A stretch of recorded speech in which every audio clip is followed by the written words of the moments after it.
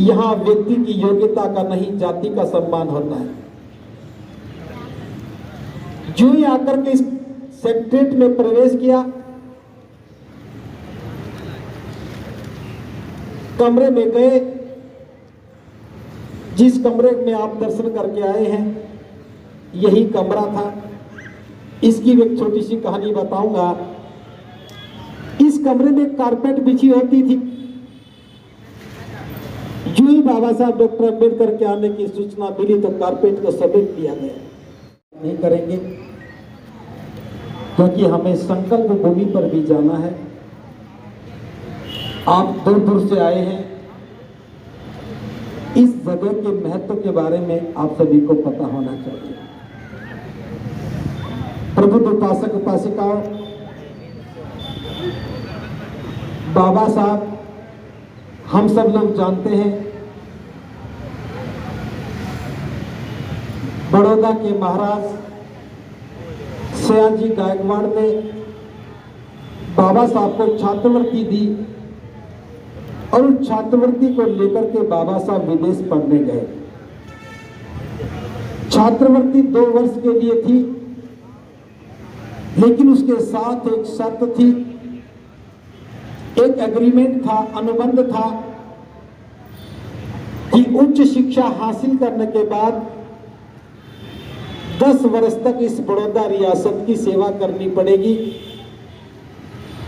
उस अनुबंध के साथ छात्रवृत्ति लेकर के बाबा साहब विदेश पढ़ने गए। बाद में छात्रवृत्ति को बढ़ा करके 3 वर्ष कर दिया। 25 रुपया महीना उस समय के हिसाब से छात्रवृत्ति थी। 3 वर्ष के लिए छात्रवृत्ति मिली।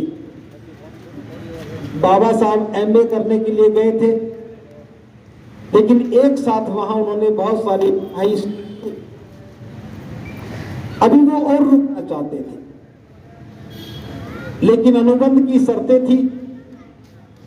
महाराज का जो दीवान था बार बार चिट्ठियां लिख करके, टेलीग्राम करके बाबा साहब को वापस बुला रहे थे।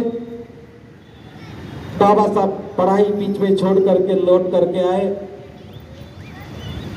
आने के बाद उन्हें यहां नौकरी दी गई। फाइनेंस विभाग में बाबा साहब को सचिव की नौकरी दी। मन में बड़े अरमान थे। विदेश में रहने के बाद जान गए थे कि मान सम्मान और स्वाभिमान क्या होता है। जब विदेश से, अमेरिका से यहां लौट करके आए, आपके पीछे थोड़ी दूरी पर ही रेलवे स्टेशन है। उम्मीद कर रहे थे कि कोई लेने के लिए आएगा, लेकिन कोई नहीं आया।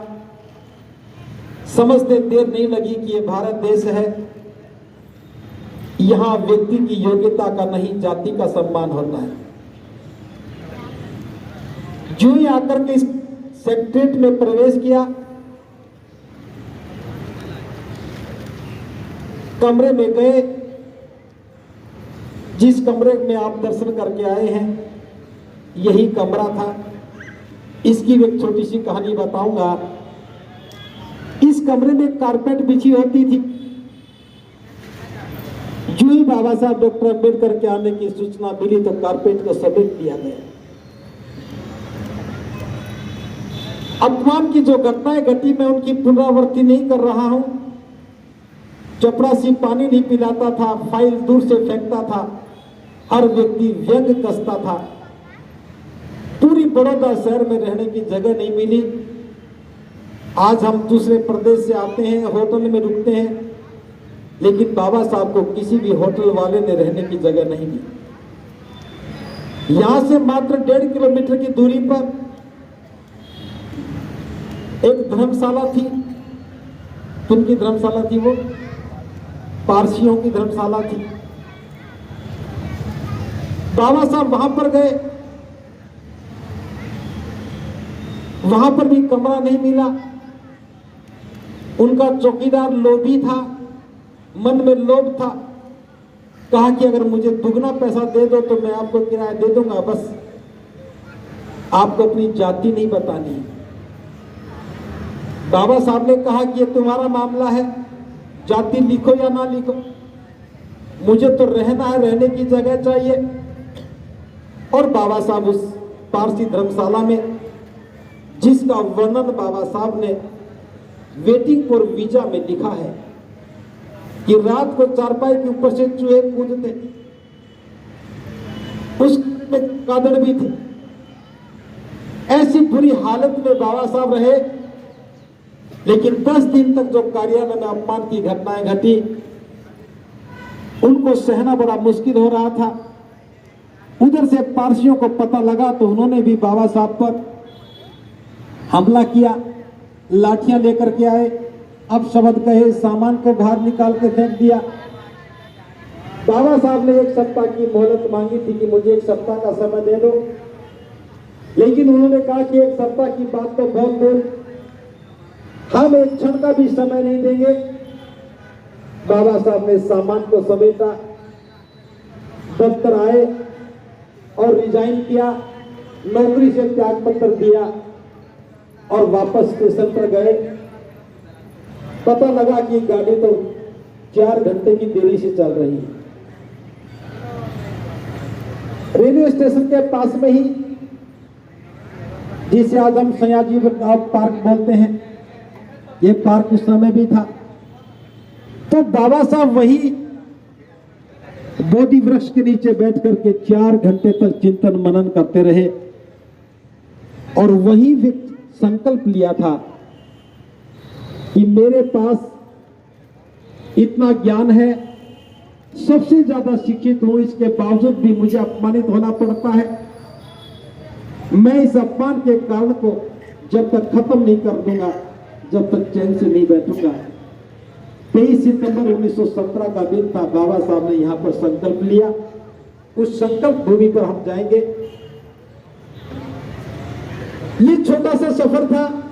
बाबा साहब यहां से चले गए, उसके बाद यहां डॉक्टर अंबेडकर बनकर के आए थे और यहां से जाने के बाद वो बाबा साहब बन गए। जब कोई व्यक्ति त्याग करता है और वो त्याग असंख्य लोगों के जीवन में कल्याण का काम करता है, तो उनकी एक अलग पहचान बनती है। इस कमरे के बारे में मैं बताना चाहता हूं। कभी हम भी बाबा साहब को पढ़ते थे, वेटिंग फॉर वीजा पढ़ते थे, तो हमें भी लगता था कि बाबा साहब के साथ ऐसा अन्याय हुआ। मैं भी यहां पहली बार 2011 में यहां आया। उस समय हमने जगह नहीं देखी थी, संकल्प भूमि में गए, वहीं से ही नमन किया, निकल गए। लेकिन मन में एक बात थी कि बाबा साहब के साथ जहां इतना अन्याय हुआ, उस जगह के प्रति हमारे मन में कुछ होना चाहिए, वहां से लोग प्रेरणा लेकर के जाने चाहिए। उसके बाद फिर दोबारा आना हुआ और हमने खोजा कि वो कौन सी जगह थी जहां बाबा साहब बैठते थे, हमें पता होना चाहिए। ये बात मैं इसलिए बता रहा हूं, इस सारे परिसर में ढूंढ पाना बड़ा मुश्किल है। हमारी एक टीम थी, गुजरात के काफी लोग थे, बड़ौदा के काफी लोग थे, जिसमें नाम तो मुझे तुरंत याद नहीं आ रहे हैं। अपना क्या नाम है, धम्म विनय जी, रविंद्र गाड़े जी, शीलाबेन जी भी साथ थी, अभी जो समय मांगने की बात हो रही थी। और यहाँ के बहुत से लोग थे, कुमार बौद्ध, अनित्य बौद्ध वहां से राजकोट से थे, इधर से त्रिलोक भास्कर जी थे। हम सब लोगों ने एक सर्च अभियान चलाया। जब इस बिल्डिंग में घूम रहे थे तो आप इस पोर्च को देख रहे हैं। इस बिल्डिंग की बनावट में सबसे पहला कमरा है, वो यही कमरा था। इसके आगे डबल डोर थे, जो आधा दरवाजा होता है। यहाँ बहुत सारे कबूतर बैठे थे, उनकी बीटें पड़ी थी। हमने पूछा भी इस कमरे को खोलने कितना समय हो गया। उन्होंने कहा जी ये तो बहुत दिनों से बंद पड़ा है। हमने पूछा बंद क्यों पड़ा है? उन्होंने कहा जी ये तो स्टोर बना रखा है। ये सुनकर के मन में भाव आया, जिस इमारत का पहला कमरा, जिसके आगे पोर्च भी बना हो, जिसके आगे डबल डोर हो, वो कमरा स्टोर कैसे हो सकता है? स्टोर तो हमेशा पीछे होता है। कलेक्टर भी उधर बैठते हैं, दूसरे अधिकारी भी उधर बैठते हैं। इसको स्टोर क्यों बनाया? समझ में आ गया, जरूर ये वही कमरा होगा जिसमें बाबा साहब बैठे थे उस कमरे में बैठने के लिए कोई तैयार नहीं हुआ होगा, इसलिए उसे स्टोर बना दिया गया। ये बात हमारी समझ में आई। हमने कहा यही वो कमरा हो सकता है जहां बाबा साहब बैठे। फिर हम कलेक्टर से मिले, उनको एप्लीकेशन दी कि ये कमरा खोल के हमें दिखाया जाए, बाबा साहब यहाँ बैठे थे। जब कमरा खोल के देखा तो इसमें चेस्ट भी थी जिसमें पैसा रखा जाता था। ये प्रमाणित हो गया स्टोर में कभी चेस्ट नहीं होती। जिस कमरे में चेस्ट है वहां कोई फाइनेंस अधिकारी ही बैठता होगा। और ये हमारा अनुमान सच्चा निकला। मैं साधुवाद देना चाहता हूं कलेक्टर साहब को, उन्होंने हमारी भावना को समझा और एक ही रात में इस कमरे को खाली करवा करके अगली रात में इसमें व्हाइट वॉश करवा करके यहाँ की टीम को सौंप दिया। 2015 से ये कमरा खुला और यहाँ जैसे रविंद्र गाड़ी जी ने अभी बताया, हजारों लाखों लोगों की संख्या में यहाँ लोग आए और एक धम्म कारवां निकाल करके, पहली बार गुजरात में इतना बड़ा धम्म कारवां निकला। बाबा साहब का लिखा हुआ बुद्ध और उनका धम्म ग्रंथ जो दुनिया की सबसे हैवी बुक है, स्टेनलेस स्टील पर लिखी है, 2 टन वजन है, उसमें 9.25 फीट ऊंचा है, खुलने के बाद 11 फीट चौड़ी हो जाती है। उस ग्रंथ को लेकर के हम यहाँ आए थे और उसके बाद से संकल्प भूमि पूरे देश में जानी जाने लगी और उसके बाद से लगातार यह कार्यक्रम हो रहे हैं। अब तो संकल्प भूमि एक आयोजन नहीं है, अब ये एक उत्सव हो गया है, ये परंपरा का हिस्सा हो गया है। पिछली बार भी श्रावण शिविर लगा था, इस बार श्रद्धेय भक्त विशुद्धा बोधी जी जो कि मुंबई से हैं, इनके नेतृत्व में ये श्रावण शिविर लगा। यद्यपि मुझे भी 7 दिन रहना था, लेकिन मैं दूसरे बड़े काम में व्यस्त था, इसलिए मैं सिर्फ 2 दिन के साथ रहा हूँ, कल से करके आज तक। मैं ये बताना चाहता हूँ, हमने अपनी विरासत को ढूंढा है। जहां बाबा साहब का अपमान हुआ वो हमारे लिए सोचने चिंतन करने का विषय है। हमें यहाँ आकर के प्रतिवर्ष नमन करना चाहिए, संकल्प भूमि पर जाकर नमन करना चाहिए और हमें केवल भाषण के माध्यम से, वक्तव्य के माध्यम से व्यवस्था को कोसने का काम नहीं करना चाहिए। जिस काम के कारण, जिस बात के कारण अपमान हुआ, हमें उस कारण को सदा के लिए खत्म करना चाहिए। प्रबुद्ध उपासक कहो, बस इतनी सी बात कहूंगा, जाति के कारण बाबा साहब का अपमान हुआ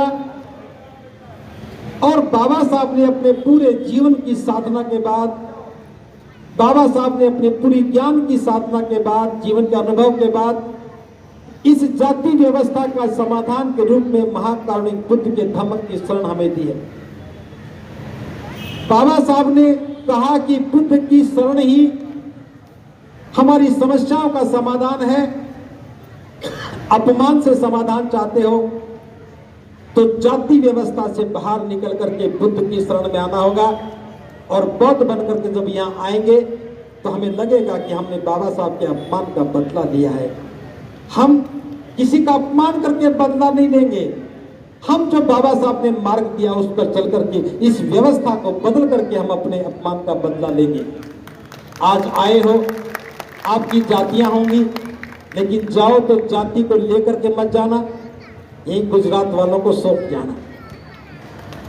मैं इसलिए कह रहा हूं कि गुजरात के लोगों को आज तक समझ में नहीं आया, जिस बाबा साहब डॉक्टर अंबेडकर को उनकी विद्वता के कारण दुनिया के लोगों ने द सिंबल ऑफ नॉलेज कहा,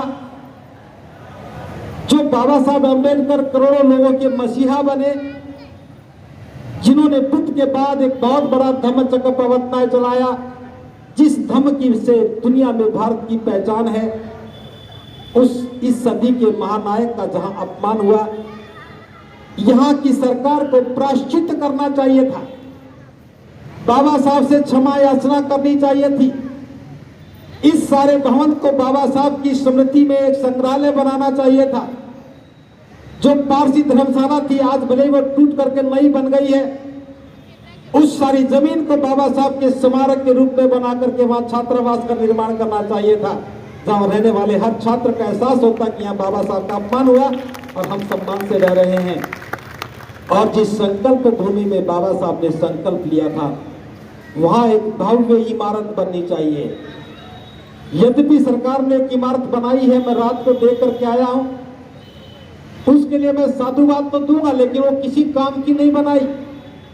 निर्माण तो बहुत बड़ा कर दिया, 10 लोगों के बैठने की जगह नहीं बनाई, पैसा भी खर्च कर दिया, जगह भी दे दी, काम कुछ नहीं आएगी। सरकार जो निर्माण करेगी उससे हमारा मूवमेंट चलेगा नहीं।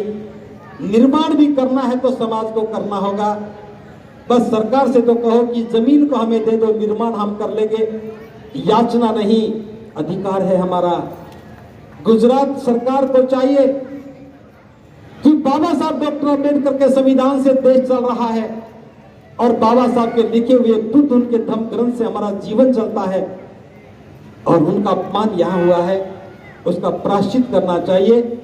और सरकार को बड़े पैमाने पर इस बात को प्रसारित करना चाहिए कि हमारे पुरखों से गलती हुई, हम उसे सुधार रहे हैं। और सुधारने का एक ही तरीका है कि बाबा साहब के सारे अनुयायी सारी परंपराओं को, सारे पर्व त्योहारों को बदल करके बुद्ध की शरण में आए और बौद्ध होने का संकल्प लेकर के यहाँ से जाएं।